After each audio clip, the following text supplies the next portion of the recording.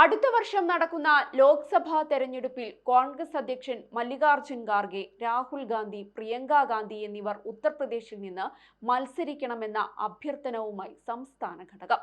അമേഠിയിലെയും റായ്ബറേലിയിലെയും ജനങ്ങൾക്കും പാർട്ടി പ്രവർത്തകർക്കും വേണ്ടി രാഹുലും പ്രിയങ്കയും ഇവിടെ നിന്ന് ജനവിധി തേടണമെന്നത് ദേശീയ നേതൃത്വത്തോട് അഭ്യർത്ഥിച്ചതായും PCC പ്രസിഡന്റ് അജയ് റായ് പറഞ്ഞു.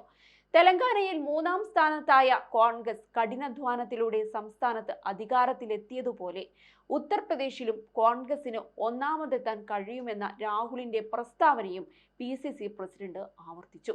ഇന്ത്യ സഖ്യം തീരുമാനിക്കുന്നതിനനുസരിച്ച് സംസ്ഥാനത്ത് സീറ്റ് വിഭജനം ഉൾപ്പെടെ പിന്തുടരുമെന്നും അദ്ദേഹം പറഞ്ഞു.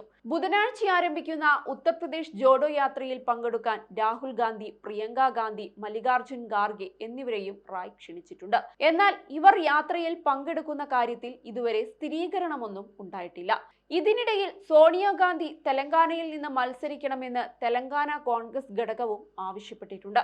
ഇത് സംബന്ധിച്ച് സോണിയാഗാന്ധിക്കും AICC പ്രസിഡന്റ് മല്ലികാർജുൻ ഖാർഗെക്കും കത്തെഴുതും. നേരത്തെ മുൻ പ്രധാനമന്ത്രി ഇന്ദിരാഗാന്ധിയും തെലങ്കാനയിലെ മേധക്കിൽ നിന്ന് ജനവിധി തേടിയിരുന്നു. സോണിയാഗാന്ധി മേധക്കിൽ നിന്ന് ജനവിധി തേടാൻ തങ്ങൾ ആഗ്രഹിക്കുന്നതായും കോൺഗ്രസ് നേതൃത്വം അറിയിച്ചിരുന്നു. അതേസമയം ലോക്സഭാ തെരഞ്ഞെടുപ്പിൽ വാരണാസിയിൽ പ്രധാനമന്ത്രി നരേന്ദ്രമോദിക്കെതിരെ AICC general secretary Priyanka Gandhi മത്സരിക്കണമെന്ന ആവശ്യം നേരത്തെ തന്നെ കോൺഗ്രസിനുള്ളിൽ ഉയർന്നിരുന്നു.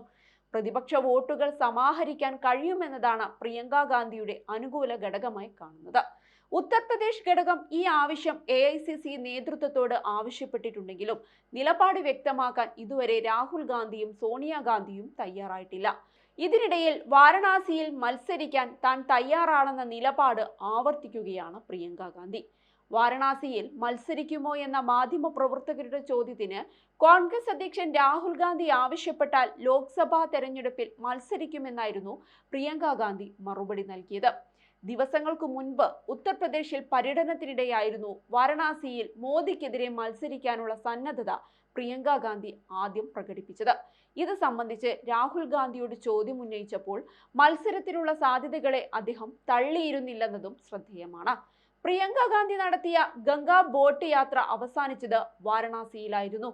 ഇത് മത്സര സൂചനയാണെന്നായിരുന്നു രാഷ്ട്രീയ നിരീക്ഷകരുടെ വിലയിരുത്തൽ. അതേസമയം പ്രിയങ്ക മത്സരിക്കുന്നതിൽ സോണിയാഗാന്ധിക്ക് വിയോജിപ്പാണെന്നും സൂചനയുണ്ട്.